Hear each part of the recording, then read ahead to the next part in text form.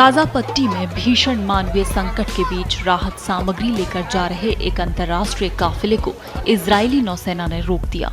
ये काफिला विशेष रूप से गाजा के जरूरतमंदों के लिए भोजन और दवाइयां लेकर रवाना हुआ था, लेकिन उसे समुद्र में ही रोककर कड़ी निगरानी में एक बंदरगाह की ओर ले जाया गया। इस मानवीय मिशन में स्वीडिश पर्यावरण कार्यकर्ता ग्रेटा थनबर्ग, नेल्सन मंडेला के पोते मंडेला, स्पेन की पूर्व बार्सिलोना मेयर अदा कोलाओ और कई यूरोपीय सांसद भी शामिल थे।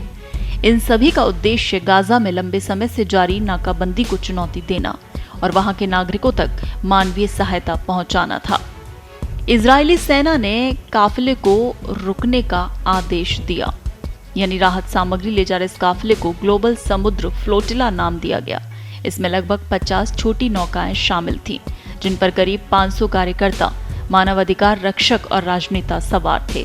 ये जहाज गाजा के लिए विशेष रूप से खाद्य सामग्री, चिकित्सा आपूर्ति और अन्य जरूरी संसाधन लेकर निकले थे।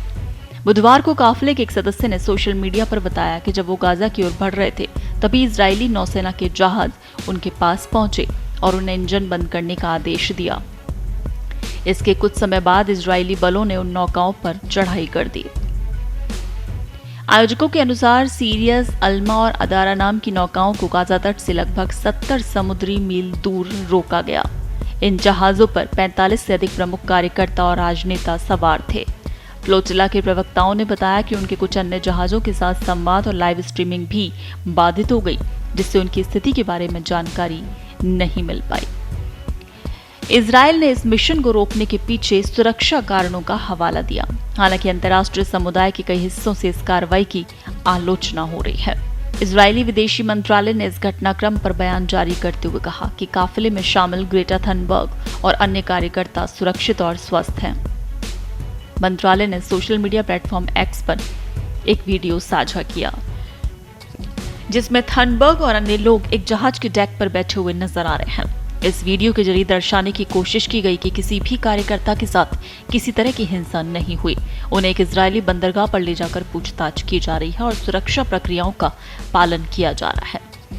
ग्लोबल समुद्र फ्लोटिला के आयोजकों का कहना है कि उनका मिशन पूरी तरह से शांतिपूर्ण है और इसका उद्देश्य केवल गाजा के लोगों तक राहत सामग्री पहुंचाना है। उन्होंने इजरायली नाकाबंदी को गैर कानूनी और अमानवीय बताया है।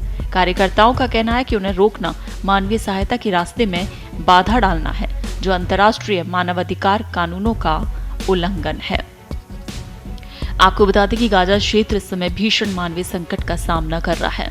अक्टूबर 23 में इजरायली सेना द्वारा शुरू किए गए सैन्य अभियानों के बाद से क्षेत्र में लगातार हवाई हमले और नाकाबंदी जारी है।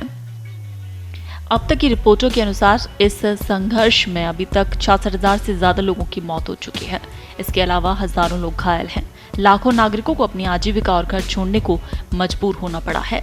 गाजा में भोजन, पानी, बिजली, दवा और स्वास्थ्य सुविधाओं की भारी कमी है। अकाल जैसी स्थिति बन चुकी है और बच्चों सहित बड़ी संख्या में नागरिक कुपोषण का शिकार हो रहे हैं। कई अंतर्राष्ट्रीय एजेंसियों ने यहाँ तक कहा है कि अगर तत्काल सहायता नहीं पहुंचाई गई तो ये संकट और भी भयावह हो सकता है।